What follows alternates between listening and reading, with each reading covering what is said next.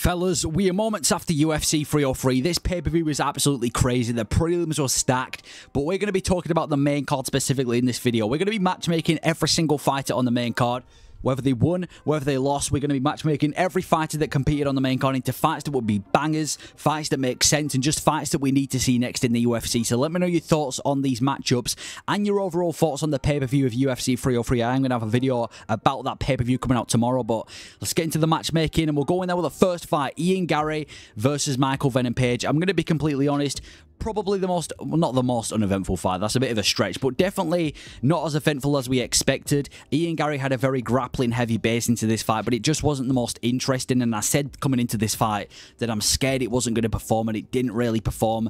So we'll start off with Michael Venom Page. He lost the fight. We need to keep this guy away from any grapplers first of all, because he would get mauled, and I think his title aspirations right now at 170 have to be at a bit of a pause. Keep him away from the belt, and let's give him Wonderboy treatment. In other words, let's give him fights that are fun to see in the welterweight division. So I've done Michael Venom Page versus Jeff Neal. Both of these guys are both coming off a loss to Ian Garry, but most importantly, this would be such a fun fight on the feet. You've got Michael Venom Page, a guy who's practically untouchable on the feet and was even beating Ian Garry on the feet. So far, he's one of the best strikers at 170. So fun to watch. And then we've got Jeff Neal, who's just a slick boxer, one of the best boxers at 170, and he's so dangerous. The way that he was piecing up Vicente Luque not too long ago, and he's on a 2-fight losing streak, but those are against some of the best guys in the division.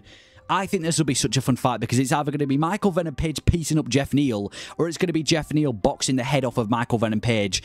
It's just such a fun fight. I don't see how this fight can be boring, because it's not like you're putting two counter punches against each other. You've got Michael Venom Page, who just darts in, darts out, gets the 1-2, rocks his opponents with a big right hand, and then Jeff Neal, who's just got slick boxing. Such an interesting fight on the feet, and I think this is the fight that is needed for them both in the division. Let's keep them away from, these dangerous killers up and coming, and let's just have a fun fight between Michael Venom Page and Jeff Neal, and I think that should be next for both of them. And then for Ian Garry, he's coming off a win, but he definitely doesn't deserve a title shot after that performance, because, again, it wasn't the most impressive performance. It didn't really raise his stock. So for Ian Garry, let's put him in a #1 contender fight. And I'm saying we put Ian Garry against Jack Della Maddalena. Now, I know a few people are going to be saying Ian Garry versus Shavkat.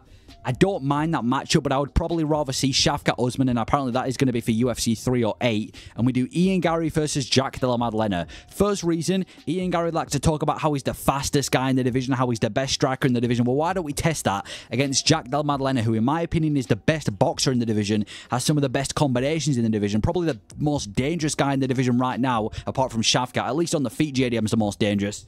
Why don't we test Ian Garry's striking against JDM? I also think it's the most stylistically difficult fight for Ian Garry. So the guy talks the talk. Can he walk a walk? Can he walk the walk against Jack Della Maddalena, who's an extremely difficult matchup for Ian Garry? They're both in that spot where they've got some good wins in the rankings of the welterweight division, but they're both about one win away from getting that title shot. Ian Garry, Jack Della Maddalena. I want to see this fight. I think it's a super difficult fight for both of them, but more importantly, it's a test for Ian Garry. And I think the winner of this fight, you can give them a title shot after Bilal Muhammad or after Shavkat, in whichever order. So Ian Garry, Jack Della Maddalena, I think that fight should be next. I think it's probably the most intriguing. They're both undefeated in the UFC as well, so Ian Garry, JDM, let's see that fight next. Then we've got the female fight, Mayra Bueno Silva versus Macy Chiasson. It's a bit of a shame because this was actually starting to turn up to be a bit of a good fight. They were both landing shots on the feet. The grappling exchanges were quite interesting. I was actually quite interested to see this fight. Ended in a doctor stoppage. So for Mayra Bueno Silva, her past few fights have been a bit shaky. The Holly Holm fight ended in a no contest. Then she had the fight with, obviously, Pennington, which obviously didn't go away. Now she just had a doctor stoppage loss. Let's give her a free win. Mayra Bueno Silva versus Miesha Tate. Let's get Mayra Bueno Silva back on track against a name that most of the people in the MMA community are familiar with Miesha Tate. Miesha Tate's coming off a win over Avilia, ended the losing streak. She's not been the most active fighter, and I'm sure she's going to be jumping at the opportunity to face Mayra Bueno Silva, who literally fought for the belt 2 fights ago. So Mayra Bueno Silva, give her an easy win in Miesha Tate against a big name, and it's also a big opportunity for Miesha Tate. So let's do that fight. Fight night main event, unless you don't want to see that as a main event, because to be honest, who wants to see these women in main events anymore? But whatever, wherever it is, Silva, Miesha Tate, let's see it next. And for Macy Chiasson, she's come off that win over Mayra Bueno Silva. She's on a 2-fight winning streak. Macy Chiasson versus Juliana Pena. I know Juliana Pena's calling for the belt, But I want to see Kayla Harrison versus Pennington over anything. Juliana Pena's just, I mean, she's just been whooped by Amanda Nunes. I know she had that really, really good win over Amanda Nunes not long ago, but then she got whooped in the rematch. She's been calling for this title shot for the past year. She's been super inactive. Let's give her Macy Chiasson, who's just beaten Silva, who just fought for the belt. Winner of this fight gets the title shot against the winner of Pennington and Kayla Harrison. Juliana Pena, Macy Chiasson. Let's see Pennington back, not Pennington, let's see Pena back against Macy Chiasson, and I think this should be the fight that makes the most sense. Then we had Anthony Smith versus Roma Dolidze. Smith is completely washed now, man. Like, the dude got practically an easy win against a middleweight on short notice. A guy on a 2-fight losing streak. It was a bit of a boring fight. Roma Dolidze got the decision win. I don't know what Anthony Smith's thinking, man. So we'll start off with Anthony Smith. Guy lost the fight, so why not do a washed fighter versus a washed fighter? The two most washed fighters in the rankings at light heavyweight right now. Anthony Smith versus Dominic Reyes. Now, Dominic Reyes is still ranked, and he's just come off that good finish against Dustin Jacoby. Anthony Smith, he got the good win over Vito Petrino, but he has lost most of his recent fights. We need to stop giving Anthony Smith most fighters in the top 10. Most fighters in the top 10 of the light heavyweight division are going to whoop Anthony Smith. Don't you dare say Carlos Ulberg versus Anthony Smith unless your aim is to retire Anthony Smith. Let's do Smith versus Dominic Reyes, the two most washed guys in the top 15. One of them guarantees to get a win. Loser, hopefully they can retire.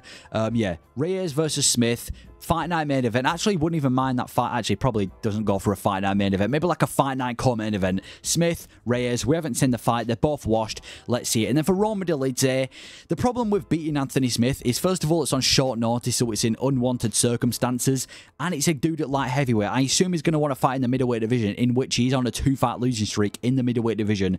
So for Roma Dolidze, I think we should still do him versus Anthony Hernandez. I know it's weird that he's coming off a win and he's fighting down the rankings, but like I said, he's on a 2-fight losing streak at middleweight to Imavov and Vettori, and he did have the win over Hermanson, but he got the win at a different division.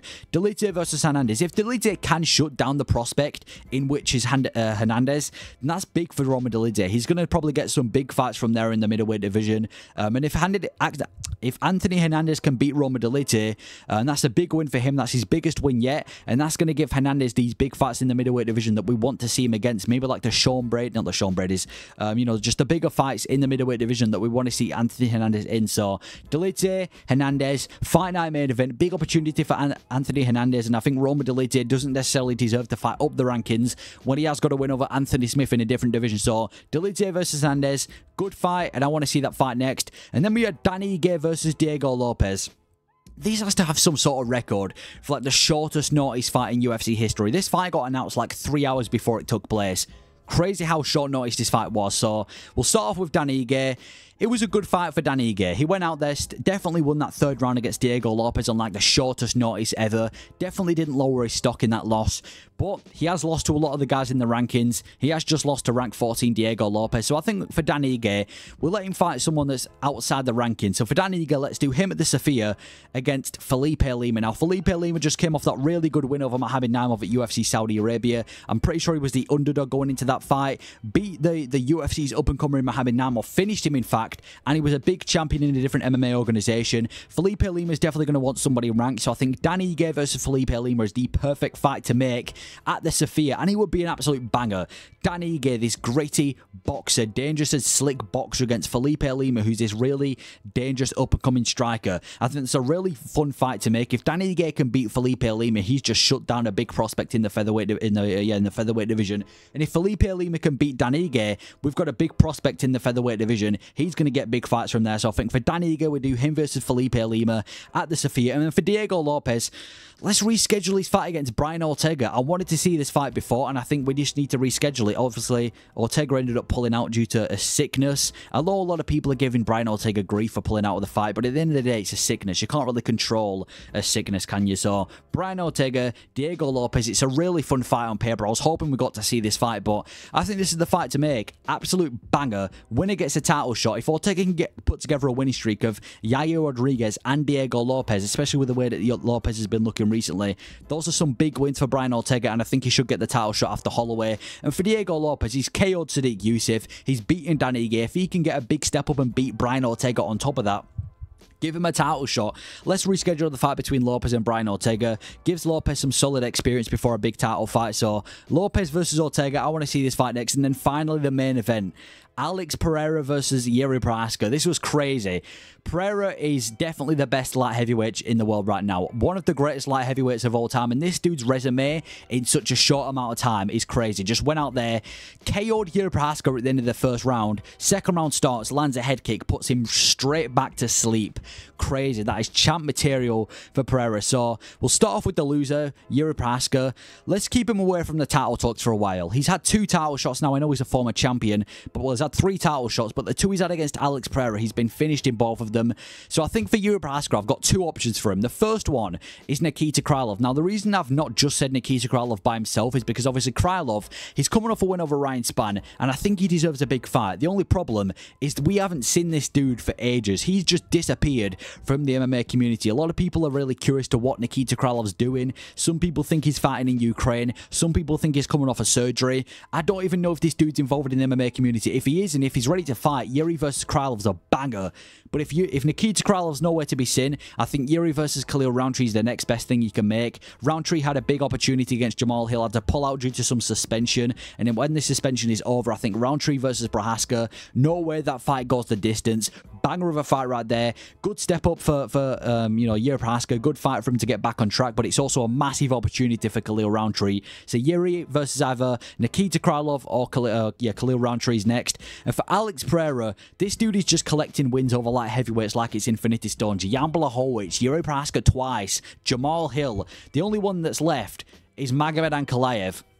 I'm pretty sure we were expecting this fight to be next, but obviously due to the unfamiliar circumstances, ended up being Yair. But Ankalaev, the thing about Alex Pereira is he looks unstoppable in the light heavyweight division right now. He looks like he's just going to continue to run through the light heavyweight division. But if there's one guy at light heavyweight who I think he can't just easily run through, it's Magadan Ankalaev. This dude is a stylistic nightmare for Alex Pereira. He's coming off that really impressive KO win over Johnny Walker, and this is the fight we need to see next in the light heavyweight division. It's a dangerous fight for Alex Pereira, but if Pereira can beat the most dangerous guy in the division in Ankalaev, that's a statement-making win, and I wouldn't even mind seeing him go up to face Tom Aspinall for the heavyweight belt. But if Ankalaev can beat Alex Pereira, he's just beating the most unstoppable guy in the light heavyweight division, and he's a champion. So Pereira versus Ankalaev, probably the most intriguing fight you can make in the light heavyweight division right now, and it is the fight we need to see. But that is my matches in the light heavyweight division, the fights that I think make no sense. Let me know your thoughts on these matches, your opinions on the fights, and just your opinions on the card itself. But yeah, those are the fights I've made. Thank you for watching.